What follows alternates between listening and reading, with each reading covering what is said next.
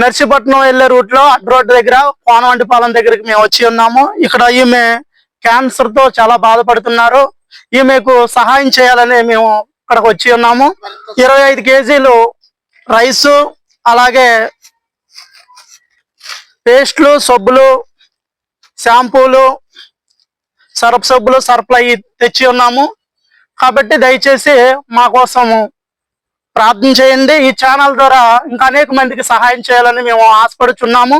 మీకు ఎవరైనా తెలిసిన వారు ఉంటే మాకు ఇన్ఫార్మ్ చేయండి. ఇక్కడికి మేము శివగారి ద్వారా ఇక్కడికి వచ్చి ఉన్నాము. అలాగే మీకు కూడా ఎవరైనా ఇటువంటి వాళ్ళు తెలిసినట్లయితే, పేద కుటుంబాలు, బలహీనులు, ఒంటరిగా జీవించేవారు ఎవరైనా మీకు తెలిసిన వాళ్ళు ఉంటే మాకు ఇన్ఫార్మ్ చేయండి, కామెంట్ చేయండి.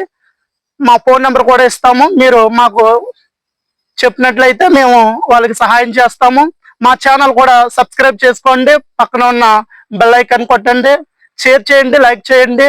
తద్వారా మా ఛానల్లో అనేక మందికి ఉపయోగకరంగా ఉంటుందని మేము మనవి చేస్తున్నాం.